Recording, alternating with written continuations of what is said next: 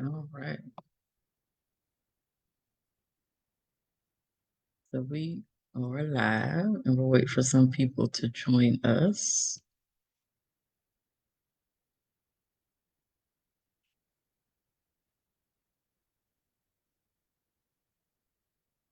All right. So we do have some folks on. Thank you for joining us, everyone, for our TAG Monthly Live. So today we are going to be talking about Black History Month. And before we do that, I'll just go over like a brief overview of TAG and introduce myself. So I have a fancy background today, so that's why I'm like going in and out. It's so fancy. But my name is Fawn Walker Montgomery, and I am the CEO and co-founder for Take Action Advocacy Group, formerly known as Take Action Mon Valley, and we call it TAG for short. We are an organization that's focused on Black liberation and social justice in small communities where Black people live. We understand that a lot of the isms reside in these small communities that are typically swallowed up by the bigger cities around them. We originally started out here in the Mon Valley, which is surrounding Pittsburgh, surrounding the greater Pittsburgh area. And we also do some work in Atlanta as well, and looking to start chapters basically wherever Black people are in small communities, just not in America, but across the world, really.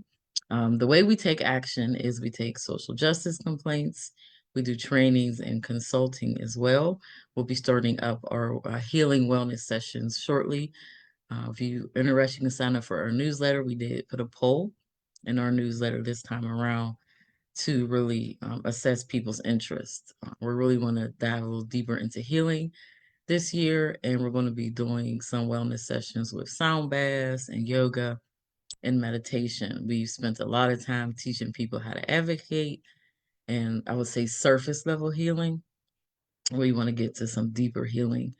I would say the healing and wellness side of liberation. So that is a little bit about TAG. And I'm going to welcome our guest, Carl Redwood. He is one of my mentors. He is a longtime community organizer from the Pittsburgh Black Workers Center. So, Mr. Carl. Hi, Fawn. Good to be here. Really appreciate the opportunity to join with you for our Black History Month discussion. Um, I'll talk a little bit about myself. I've been around for a while, active on a lot of different things. I probably initially got the bug to be active back around the end of the 1960s. And that's when the Vietnam War was happening in the United States. And there was a movement against the Vietnam War. And the one thing probably that stuck with me more than anything is I had heard about Martin Luther King's speech where he talked about the three evils Mm-hmm. of racism, poverty, and war. And that kind of stuck with me, like was something to think about, because normally when we think about Martin Luther King, we're not thinking about those intersections of those things.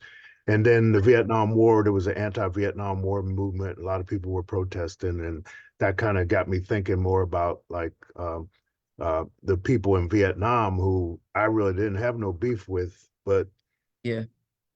but given a certain situation, you might be put in a situation to harm people who are not your enemy. So after that, a little bit, and I was in high school at that time. A little bit later, I got involved with the African Liberation Support Committee, which we had chapter here in Pittsburgh that was pretty active. And there were chapters all over the country during the 1970s. And we usually sponsored a big African Liberation Day celebration in DC every year on May 19th around Malcolm X's birthday. Uh, with the African Liberation Support Committee, I met freedom fighters from Africa from a lot of different countries. And a lot of them were socialists and Marxists, and they started talking to me about that, and I started learning more about it then. Since that time, I've been involved in lots of different organizations. I'm not going to go through all of them. I was in the Black Action Society at Pitt and active at the University of Pittsburgh at one point. We had a Third World People's Coalition. Years later, we had a thing called the National Black Independent Political Party that we started to form in the country. We lasted for a while, but then it didn't really, it didn't last. But it was a good attempt to try to do what we probably still need to try to do. Um, In terms of community organizing, I'm a social worker. I went to school for social work. I taught the community organizing class at the Pitt School of Social Work for about 25 years. But I was an adjunct. I wasn't a regular faculty. And what I really worked around the Hill District neighborhood where I live, where I helped to be one of the founders of the Hill District Consensus Group, which is one of our neighborhood groups. And we created this big thing called One Hill, a big coalition in the neighborhood to fight against the Pittsburgh Penguins hockey team. Um, I've also done labor union organizing. While I was a teacher at Pitt, I started helping to organize a faculty union for all the faculty at Pitt. Um, that campaign took a number of years. We were ultimately successful. That the faculty at Pitt have a union now, but the faculty at Pitt don't have their first union contract yet. Right now, they're still negotiating that first contract, which actually should come about in 2024. Um, but I've worked for the United Steelworkers Union in the organizing department for a number of years. Um, right now, I'm working as a project director for the Pittsburgh Black Workers Center. We're really working to build anti-imperialist, anti-capitalist, and working class consciousness in the Black community more than anything. And one of the things we have is a study group where we're studying the intersections of um, uh, anti-capitalism, anti-imperialism, Pan-Africanism, socialism, feminism, and how those isms that we've used in our history of Black liberation, how they kind of intersect and what they mean for what we need to do today. But that's just a bit about me. I live in the Hill District with my wife Tanya, and we have two sons. Thank you so much, and thank you for all the work that you've done. I want to make space and thanking you for that. And literally, I'm talking to Black history, literally. So thank you for all the work that you've done. For Black liberation. Thank you for that. And I am a member of the study group, so I can say that that has been amazing for me in my own learning and my own development. So if anybody's interested, it's to the Pittsburgh Black Workers Center, and we can put it in the chat. But we're always looking for, new people to join and learn, but it has been extremely helpful for my own personal development. Right. So we are going to talk today about Black History Month. And I had made a post about this, and I generally tell people that for me, Black History Month is it's like a mixed bag because I'm Black 365 days of the year, 7 days a week, all the time. But I feel like with most things in this world, not just this country, but in this world, white people have taken it and made it performative, whitewashed it. Every February you'll see them selling things, red, black, and green shirts or T-shirts, or even sometimes a flag, making it more commercial, more performative, or making it look like they're doing something. So we're going to do something, but just for Black History Month. So it's kind of been hijacked, just like Juneteenth and any other thing that Black people do. So it's always been like a weird thing for me.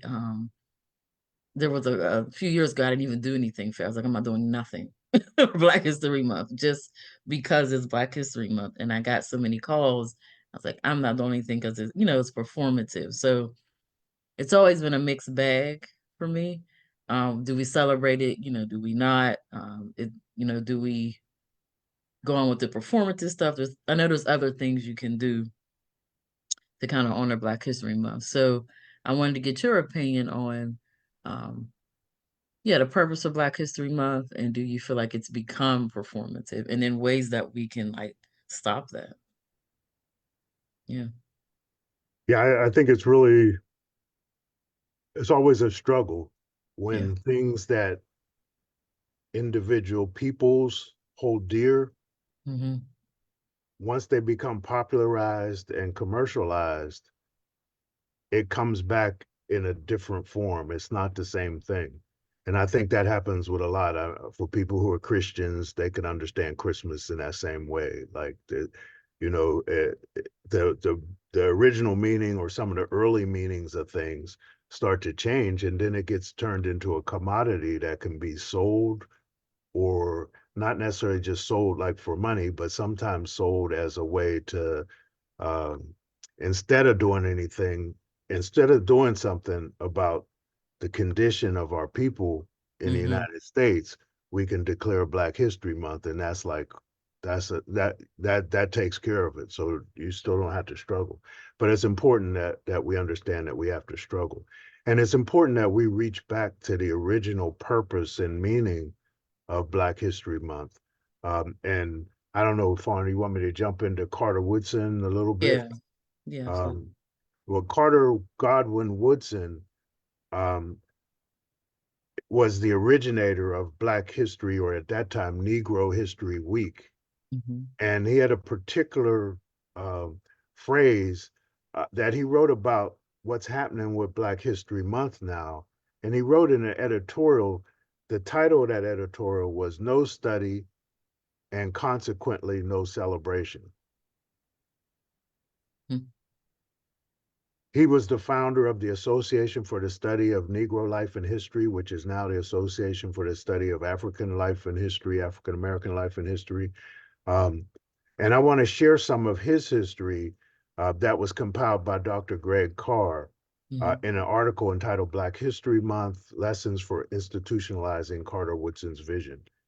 In 1926, Carter Godwin Woodson, out of the material and human resources derived primarily from Black communities, fashioned a Black controlled public ritual dedicated to reviewing the results of the annual year round study of what he called Negro life and history.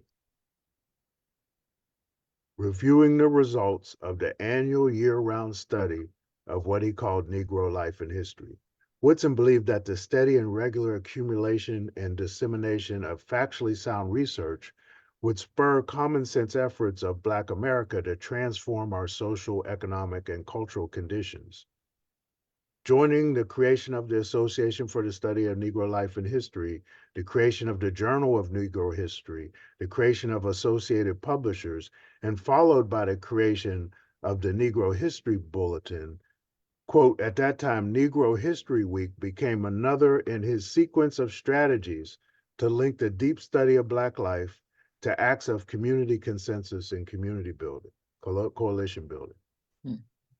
Many decades later, Woodson's visions and strategies have been sorely misinterpreted, even by some who have fashioned careers from interpreting his work.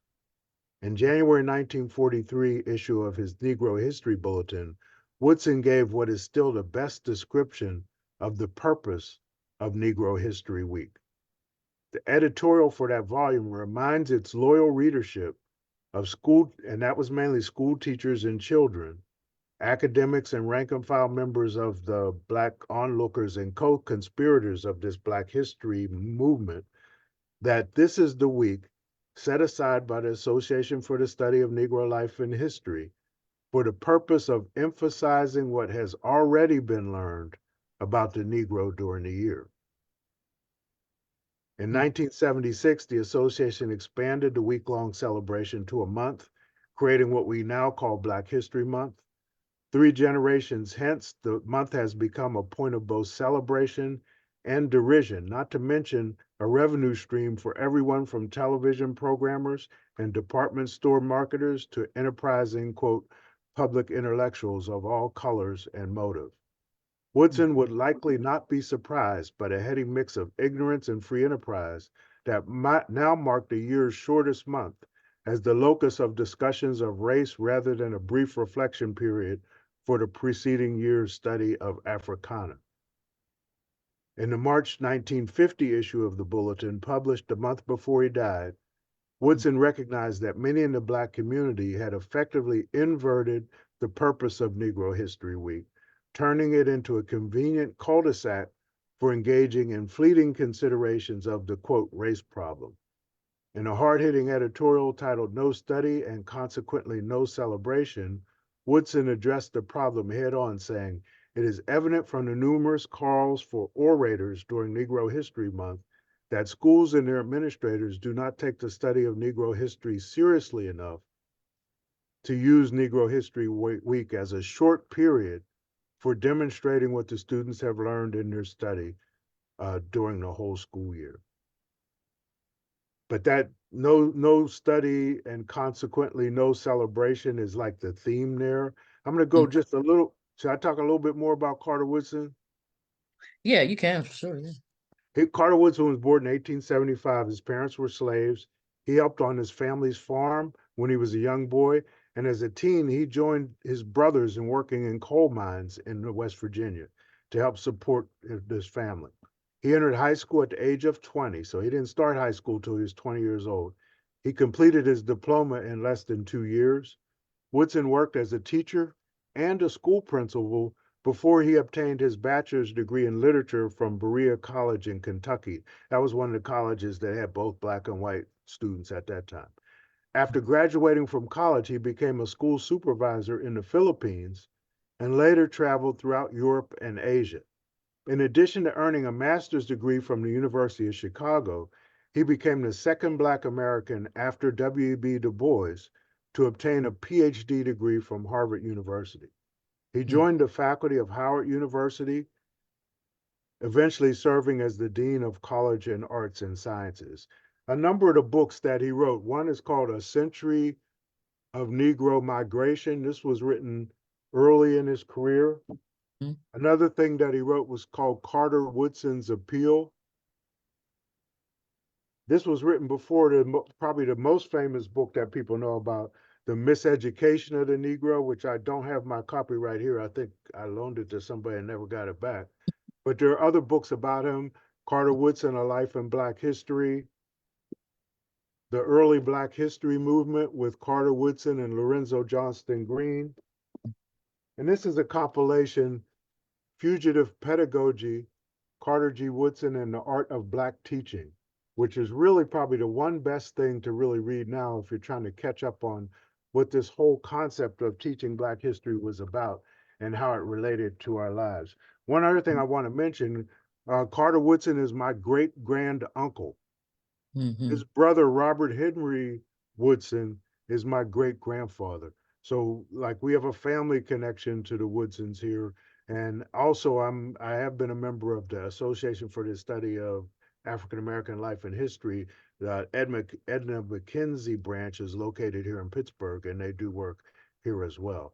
Um, but no study and consequently no celebration. Black History Month has to be a reflection back on what we've learned and studied over the past year. Wow. Thank you for all that history. I have literally never heard anyone explain the true purpose of, what ancestor had in mind when he, developed Negro History Week. So you're teaching me, and I'm sure a lot of other people, some very pertinent history. And it makes sense for that to be the purpose of it, especially with the study and the purpose being to push more Black people to study and learn more about ourselves. So, where do you think the shift happened? Because there's definitely a shift that happened. Um, I didn't even realize that he lived to see it. So it's interesting that he lived to see it and did kind of write something to kind of address it. But where do you feel like the shift occurred with us? Because, like he had pointed out, we are the ones who Yeah. kind of took it and misconstrued it, and that's a little disheartening. But where do you feel like that shift occurred? Yeah, I think one of the things, a big focus of the Association for the Study of Negro Life and History in Carter Woodson's time was to work with teachers. And these were a lot of teachers in Black schools, elementary schools, and K through 12 type education. Mm, That was really a big focus of it. So a lot of the work that they did, the Negro History Bulletin and other things, in the Negro History Bulletin, there were articles for teachers in the Negro History Bulletin. There were even articles and things for children to do in the Negro History Bulletin. So it was like there was a targeted kind of audience that a lot of the work was focused on. This whole thing about like if we learn our history when we're young, the more and more we learn that, mm, it it can inoculate us against the the the mythology that's not our history that sometimes we learn. Uh, and I think that part of what happened is there was a shift away from segregated schools in a sense to Mhm. integrated schools. And as we moved into the broader society didn't have the same need or value for Black history. Um, and that started to get lost because that whole group of teachers that Carter Woodson and his fellow historians were training, um, they got watered down, and a lot of them weren't working in the integrated school systems as that developed. But I really think that had something to do with the shift. Mhm. Um, and history has to be also linked to building our collective consciousness and ability to move forward. But that's one reason I would say it's taken off. But more recently, I think um, there are some people who are trying to figure out how to make money from it. So that's a whole nother thing that figures into everything is like people try to profit off or commercialize or make a commodity out of Black History Month. And it's the same thing with Martin Luther King and others. Like, to, well, I guess it was Gil Scott Heron talked about history. He said Mhm. history is his story, so it depends on who's telling it. Like when different people tell it, they tell it different. And that's why it's important for us to use this whole Sankofa principle of reaching back, grabbing our own history and carrying it forward so it can help build a better future for our families. Mhm.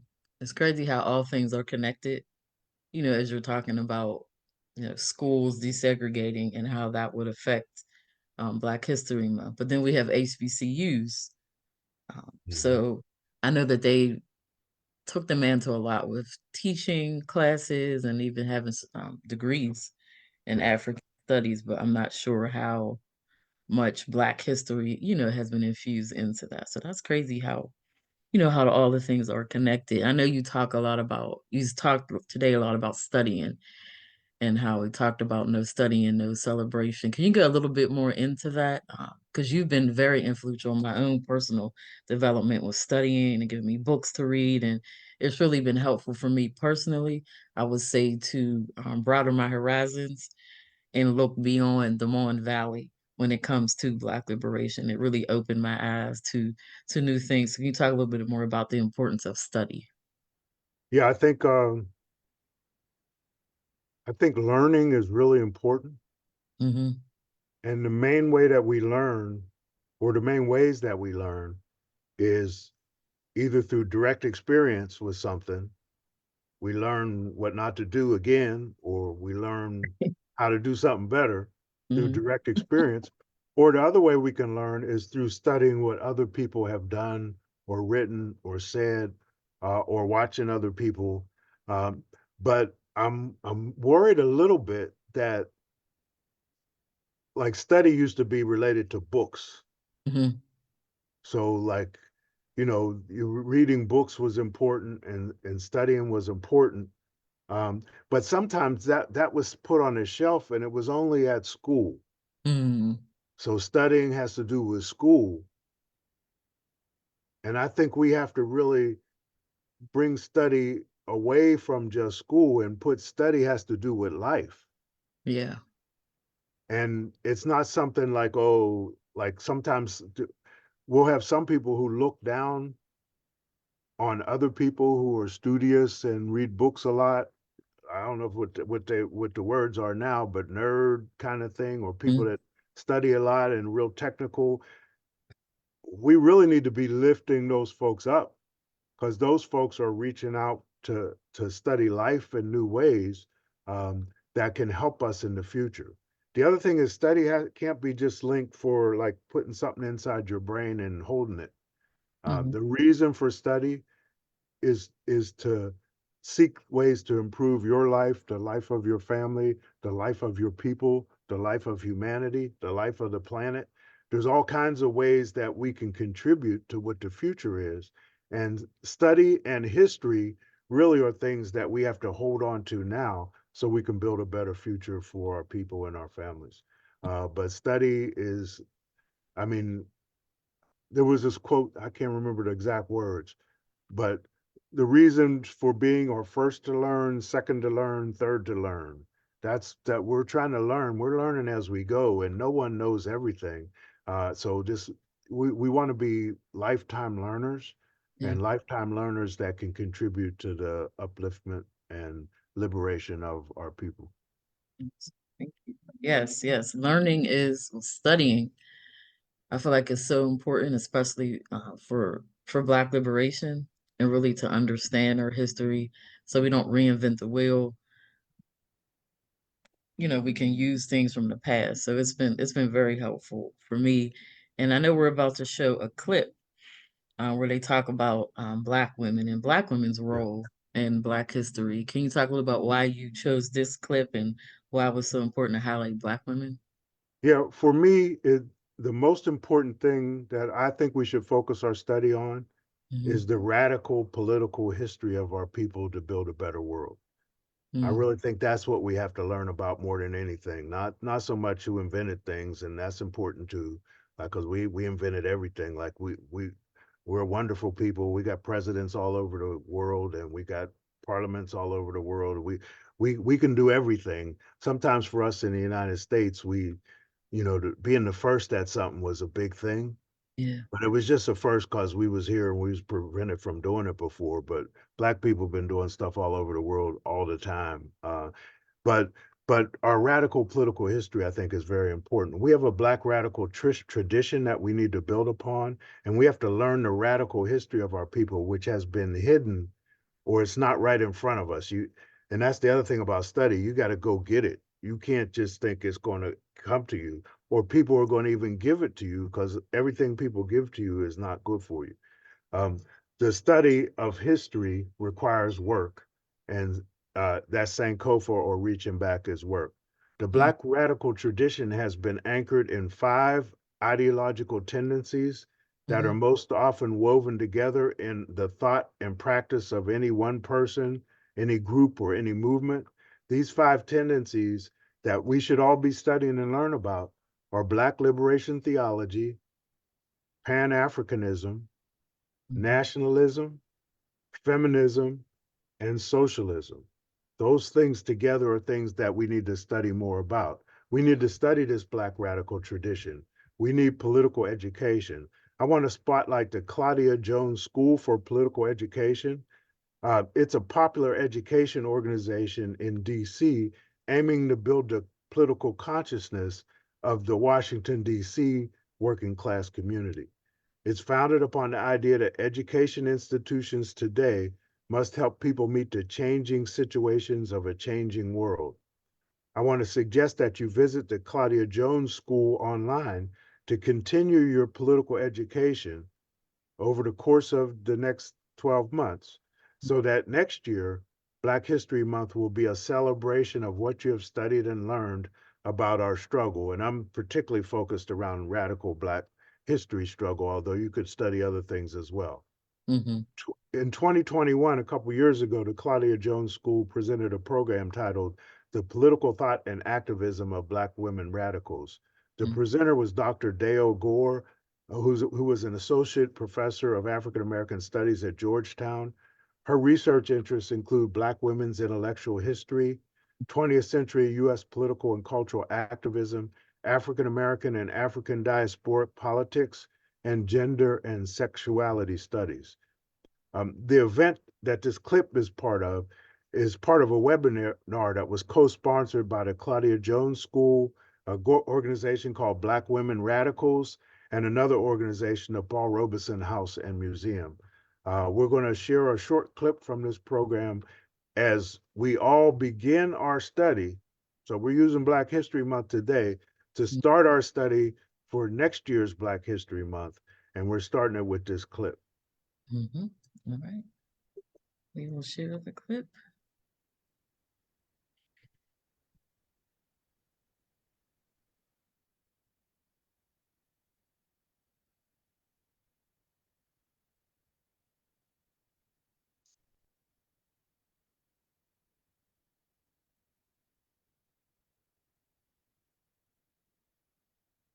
You could fast forward to the sound. Yeah. Yep.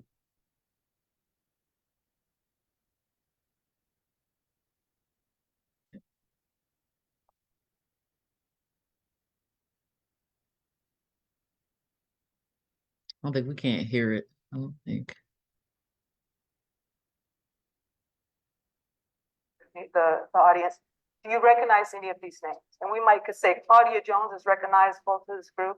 Should be. You're at the Claudia Jones School of Public Education, right? So maybe Lorraine Hansberry now has gotten some notice. And I would say maybe Louise Thompson Patterson is known. But a number of these women, maybe Alice Childress for her writing, but maybe not known as an activist or a leftist. But all of these women were a part of what I call a network of activists that were in New York during the Cold War in the early 40s and 50s and were crucial to sustaining that moment. But their lives and their activism and their left politics expand beyond that, right? So if you think about many of these women were joining the Communist Party in the 20s and 30s. That was true of Louise Thompson Patterson. That was true of Maud White. Maud White spent a time in the Soviet Union studying, one of the few Black women to go there and study in the 30s when a number of leftists from around the globe were going to the Soviet Union to study. You think about figures like younger figures like Beulah Ridges and Lorraine Hansberry, who came to New York in the 50s in the height of the Red Scare and still affiliated themselves with the Communist Party, or figures like Vicki Best, Thelma Dale, who were longtime activists, behind the scenes organizers that rarely got noticed for the work, the lifelong work they did. So in part, my work was to try to piece together this community. I had come across individual women, but only after much work did I come to see them as a community. So in part, my work is to think about them not so much as individual biographies, although there's some of that. I think it's important that we know people's, I started with my own personal and intellectual history. I think that's important, that shapes people's lives. But I wanted to look at them as sort of a collective biography, a sort of network of Black leftists, because I think in that network, and what I sort of point out in the book is in that network is where a fruitful emergence of both theorizing and activism comes together, right? And in multiple organizations, we can see the imprint of these women's collective thoughts around centering Black women's leadership, addressing the intersections of race and gender in sort of class politics and in the organizing, thinking about the ways sexualized racism operates for Black women and women of color and communities. So in part, I'm interested in the power of this collective group to have a broader impact on the movement in the periods they're organizing. And folks, I'll give folks time to look at it, but if you have particular questions about individuals, I'm happy to talk about individual figures as well. I spent some time thinking about Beulah Richardson, who I think is an interesting figure, as well as Yvonne Gregory and Thelma Dale. Now, I argue, and sort of what I found, is that these women came together around a certain set of politics, right? They all had a common sort of political commitment to the demands for equality. They all operated in some way by the 40s and 50s as clear leadership in the left or United Front organization and as on-the-ground organizers, right? So the idea that Black women were only behind the scenes or grassroots organizer gets really challenged in these women's activism because they both were doing on-the-ground work, but they were also key leadership in a number of organizations, and I'll talk a little bit about that as we go along.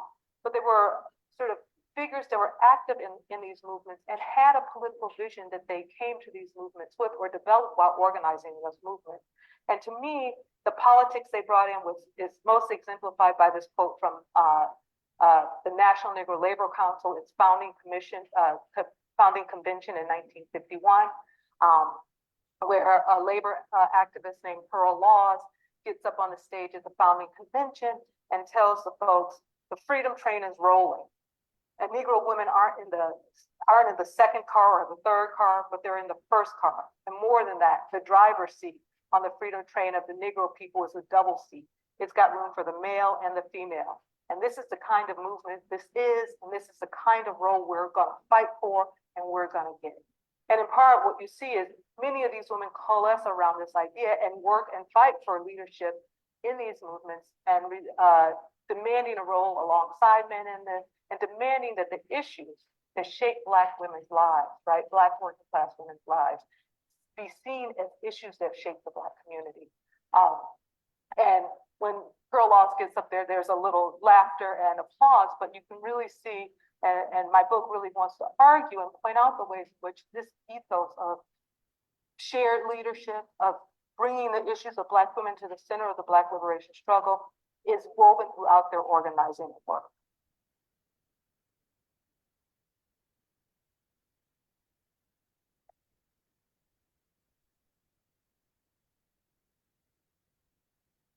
Hey, I really like that clip. I like the fact that they pointed out that Black women were not just behind the scenes.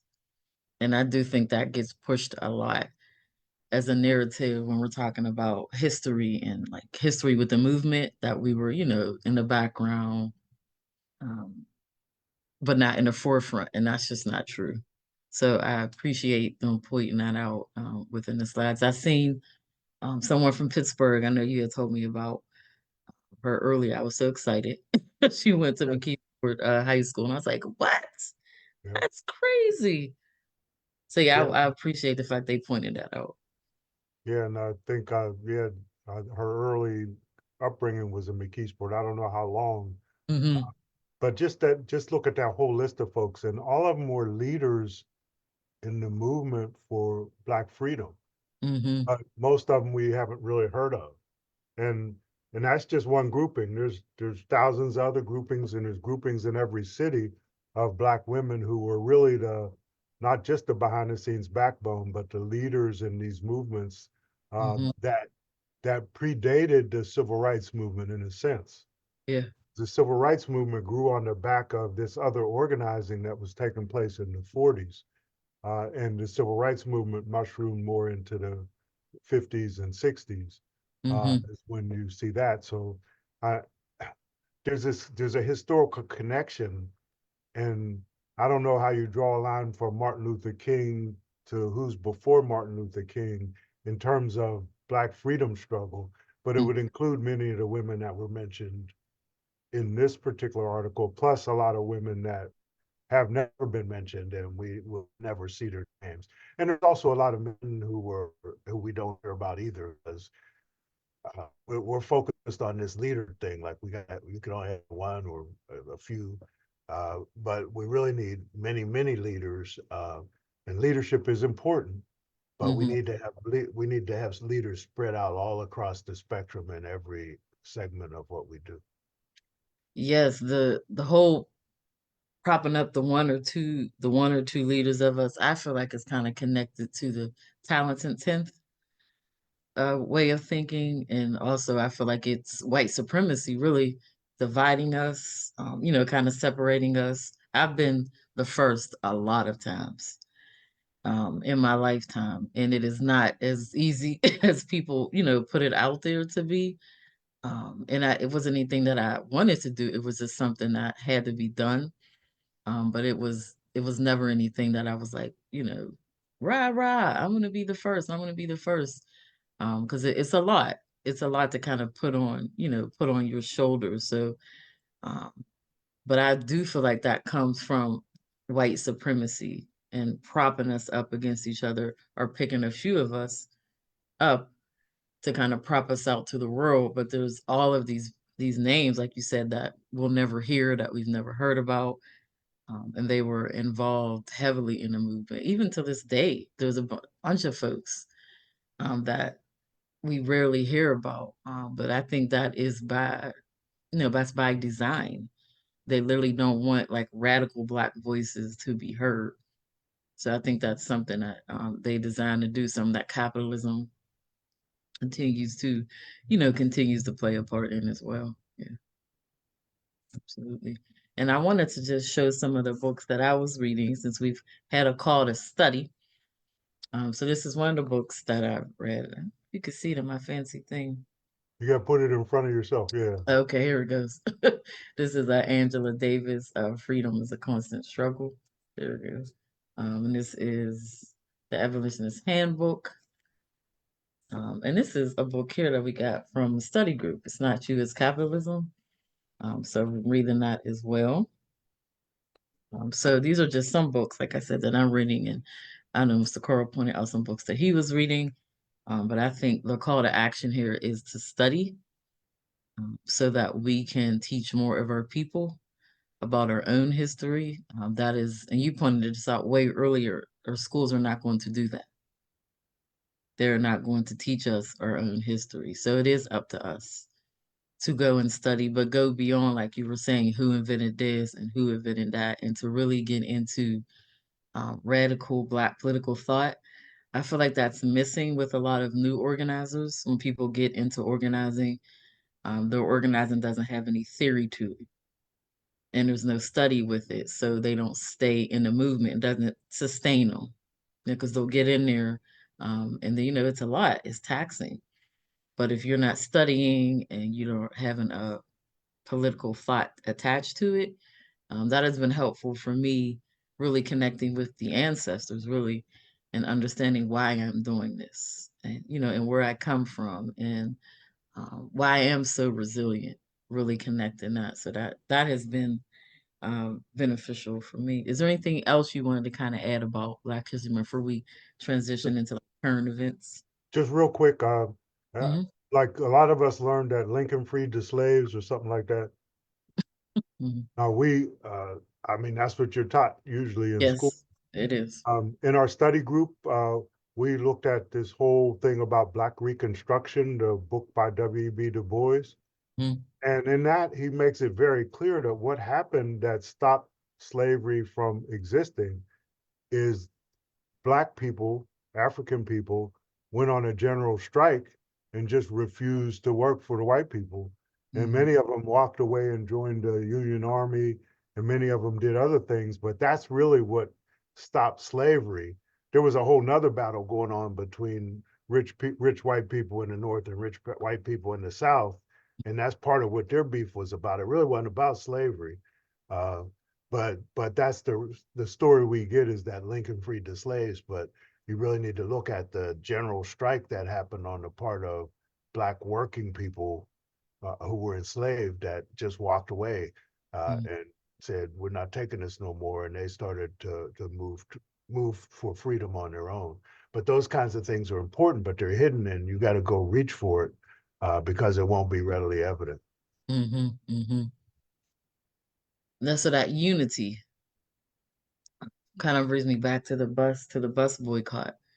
Do you ever think that we can get back to that kind of unity? And I know it was different times and different economic systems were in place and all that, but do you ever think we could possibly get back to that kind of unity? Yes, it'll happen, but it's hard to sustain over time. Hmm. So like there'll be unity and uprisings in terms of people are outraged with how the system is not really caring for them. Yeah. Um, and then it'll last for a while, but then it'll subside. What we have to do is we have to get better at sustaining and not just the uprising, but the movement towards freedom. And we really need a vision on where we're trying to go, and that vision needs to be put together with whatever the immediate thing we're fighting around is. So whether it's police brutality or militarization or whatever, we have to link it to where we're trying to go. Like, what's the alternative that we're trying to build? But yeah, I think unity it comes and goes, and it takes work to maintain unity over time. Yes, it absolutely does, and it takes study and it takes rest and it takes wellness. I'm always talking, and I know you've heard me say this about we do not focus enough on rest and the wellness piece. So we're running, running, running to organize, but we're not resting, we're not sleeping, we're not taking care of ourselves, so we can't sustain anything. And I'm speaking from pure experience here in regards to just not resting and not, not taking care of myself. So I feel like we need to do more of that to realistically sustain ourselves doing this kind of work. And I want to just give out some points that people might ask, how do we or how should we celebrate Black History Month? So of course you study. I think we've talked about that a lot today. Make sure you're reading and studying. Make sure that you are donating or volunteering with a Black-led organization, one that is aligned with your goals, which you believe in. Make sure that you are hosting events around studying and teaching that go beyond what people invented. Make sure that if you can't attend those events, you're helping to host them, you're helping to volunteer there. Make sure that you are studying. If you are an ally, if you're a white person, make sure that you are studying and learning about Black people outside of asking your Black friends or colleagues to teach you and tell you. Google is a great tool. It's out there. You can Google things nowadays. You can go to the library. You can look at books. You can learn more about us and learn about who we are as a people without putting the burden on to us to tell you things that are easily accessible to yourself. So there are a lot of things that you can do to celebrate Black History Month and the root of how it's supposed to be celebrated, which is the studying. You can donate, you can volunteer. But like I said, if you're a white ally, you should take that up on your own and not put that burden onto us to kind of teach that to you and tell you how to do that. Yeah. So we have 10 minutes left, and typically we end with just current events and some things that are going on. So always want to point out the genocide that is going on in Palestine and Congo and everywhere else in the world. It is not just those two places. The things have been going on for centuries. Some people are just hearing about it presently, but these things are constantly going on. The world is way bigger than the United States of America. So there is presently a genocide going on in Palestine and Congo, like I said, various other places as well. We need to be paying attention to that. We need to be sharing those posts. We need to be following organizations that are on the ground. We'll put those in the chat. We always do. We share stuff from there as well. Me and Mr. Carr are both a part of Moving for Black Lives and the Global Majority.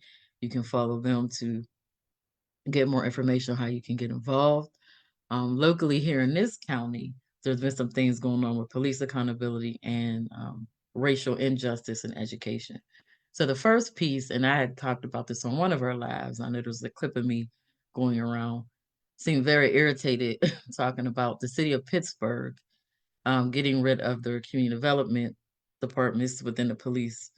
And they were starting a separate unit similar to the Scorpion unit in Memphis that killed Tyree Nichols. So the unit is basically going to use surveillance while they're doing community policing. So they'll be at the football games surveilling in the community. So now they said this, I'm not making it up. They literally put this in writing that this is how the unit is going to be designed. Here, Allegheny County, City of Pittsburgh, this is the City of Pittsburgh Police Department, a Black mayor. This is a horrible idea. It is dangerous. It's going to get more of our children killed or into the criminal justice system. You all know that these kids are at these football games, these basketball games, and now you have a unit designed to use surveillance against our kids. That is a problem for me. It pisses me off beyond no compare. I've heard a few people talking about it, not enough, in my opinion. So I wanted to get your opinion on that, Mr. Crow. That is just really, really pissing me off that they're going to be using these, these games to do that.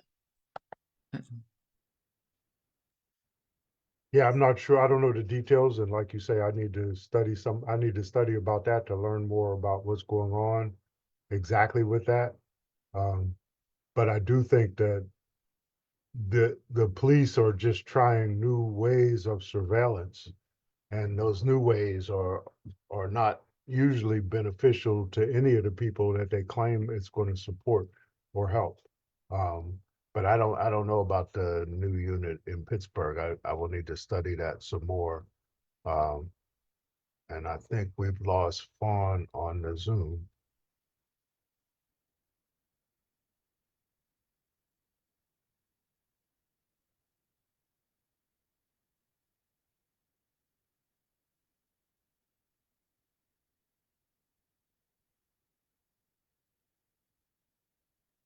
Yeah, 1 second, Mr. Carr. We'll try to get her back ASAP. Yeah, yeah.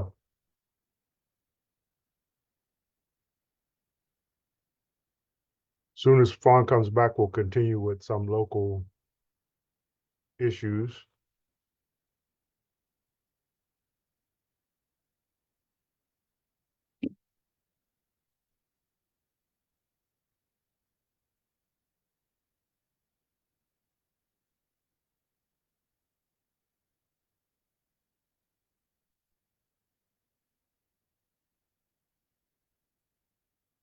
There is a constant struggle in many of our neighborhoods around housing and the rising costs of housing for folks. So that's another thing that we really need to focus around. And a lot of the buildings or multifamily places where people live, the residents are organizing tenant councils as a way to try to work together. So in a lot of buildings, residents are organizing to improve what goes on in the places that they live. And we all need to be involved in our local neighborhood organizations, if we have local neighborhood organizations, uh, to try to improve what happens in our immediate neighborhoods. And there's usually a way to plug in almost every neighborhood, wherever you live, there's an organization or a number of organizations that are trying to make the community a better place. Um,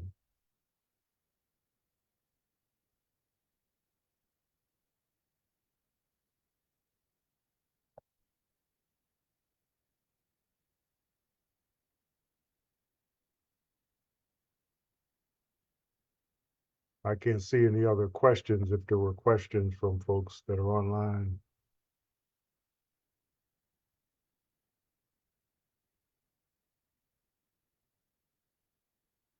Vaughn is coming right back.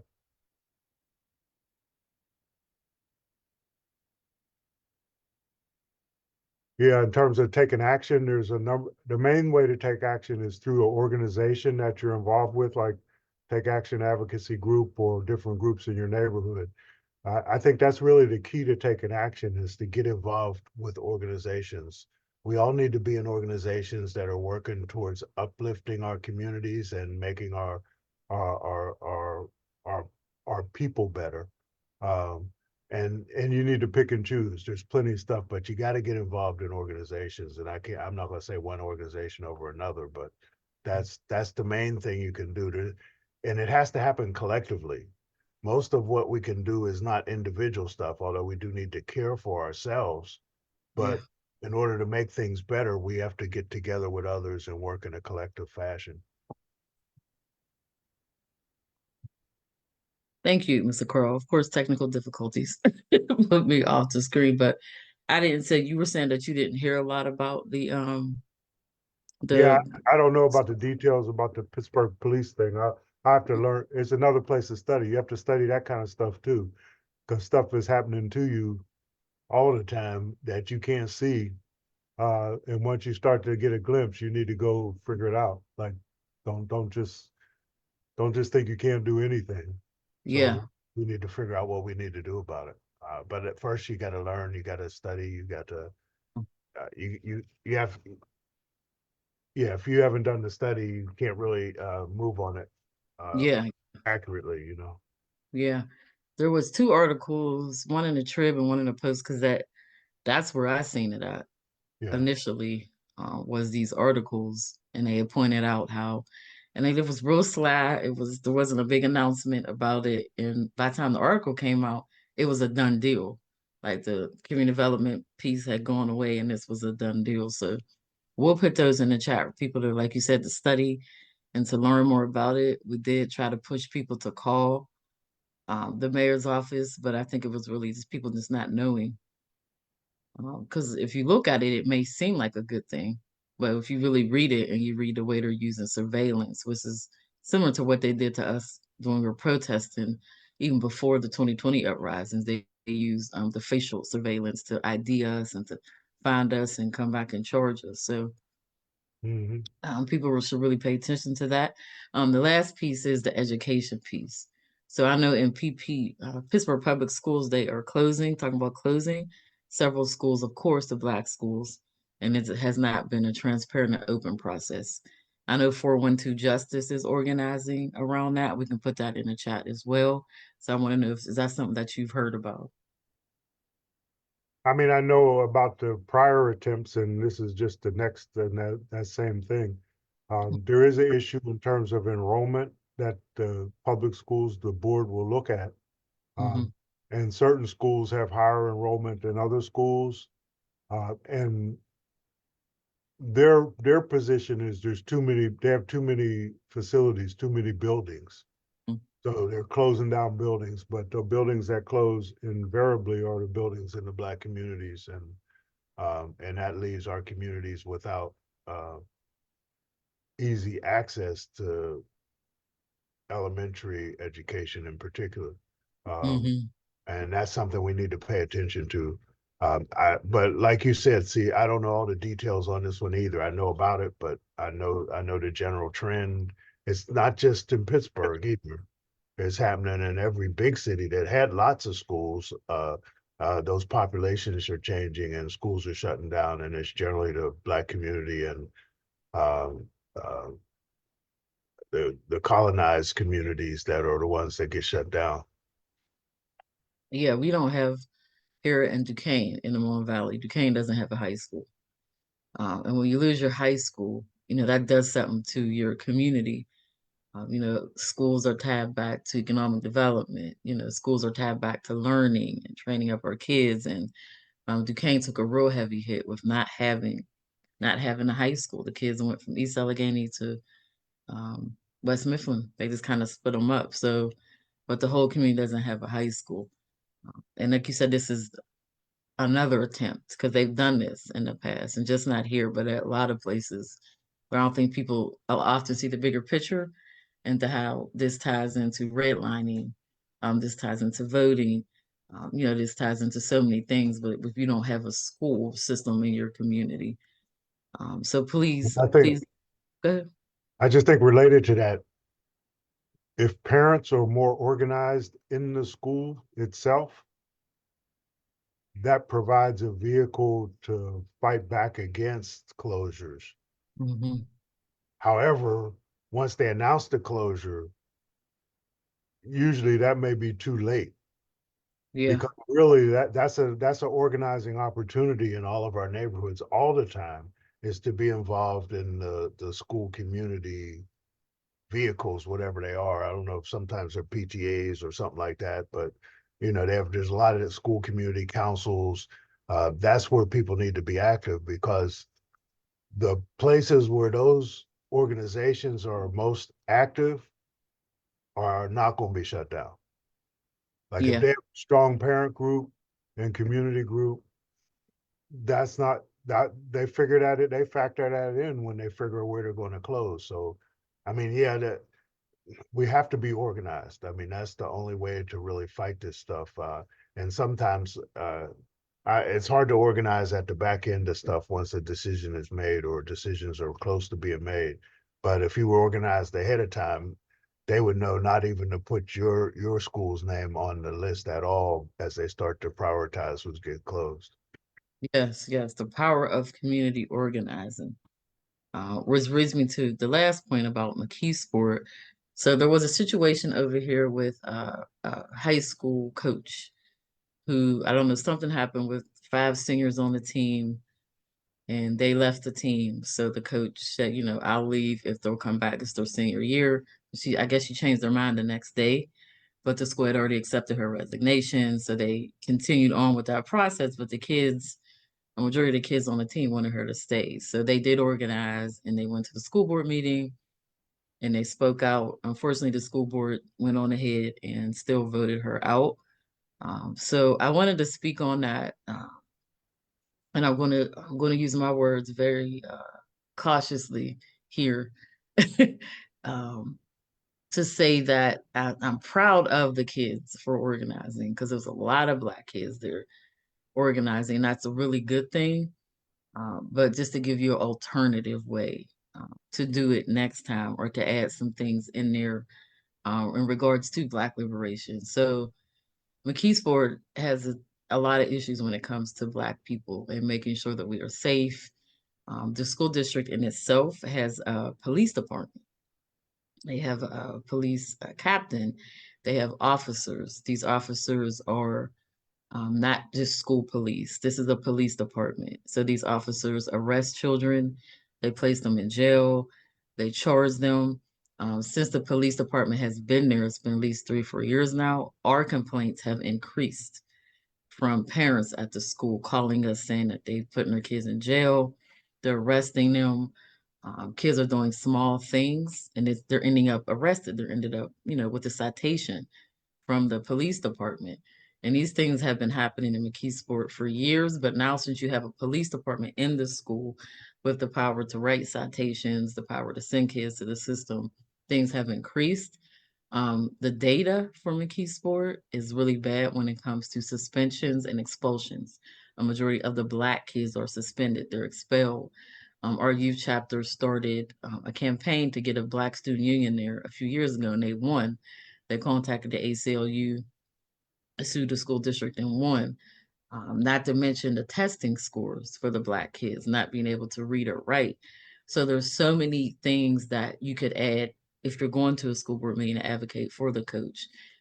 There is a hiring policy that Dr. Trish Gaston, when she was on school board, that she put in place. She wrote the policy. She was able to work with her colleagues to get it passed, but it's a real transparent hiring policy, which with a lot of school boards, there's a lot of nepotism there when it comes to hiring. Her process kind of lays it out to be more transparent. It actually makes it more inclusionary as well. So in the future, it will be a good point to bring that up as well to say, how was this coach hired? How are you hiring the coaches in the future? We have never had a Black coach for the football team here at McKeesport. We have had one Black coach for the girls basketball team, that's Mr. Grayson. And we had, I think, a couple of Black assistant coaches as well. And I believe Chrissy was the Black head coach as well. We've never had one for the boys basketball team. So there are all these things that, you could have put in to your demand list when you go to these meetings. So, TAAG is always here, to guide you all through the organizing process, but just as an alternative when you're going to organize, to make sure that you're adding some demands in there for Black liberation, and making sure that your own needs are taken care of, because the Black kids are the ones being suspended, expelled, arrested, troubles with reading and writing, low parental involvement, and that's because sometimes we're not allowed in the school. There's a lot of nepotism that goes on with hiring, a lot of nepotism that goes on with who's allowed in the school, which is another reason why TAG does so many things in the community, because we know it's up to us to teach our kids about us, and as well to teach our kids how to organize. So just as an alternative, different way to do it. How'd I do, Mr. Carl? Yeah, I think it's good. I mean, we really need to, there's a full spectrum of stuff that we can be talking about. Certain issues are become emotional at a particular point, but other issues are underlying and there all the time. And Mm-hmm. we have to try to link them the best we can. Yeah. Can't always happen, but try to Mm-hmm. link them the best we can. And like you said, support the young people for organizing, uh, because that's important even on the issues that might not be our main issue. Right. Uh, but but try to link it more and more, because the important thing is we want people to see that organizing, one, can get results, Mm-hmm. but also that there are bigger and broader things to organize around sometimes, and those are the harder things to work around, like the big questions that Martin Luther King talked about: racism, poverty, and war. Those are big things to organize around, and we can and we should. Mm-hmm. Absolutely. Absolutely. Well, thank you so much for joining us today. I feel like we got a lesson. Thank you for all the nuggets and the knowledge that you shared, and thank you for your continued work and things that you do for us, for Black people, and for this movement. And thank you, and Take Action Advocacy Group. Right. Well, we will see you all next month then.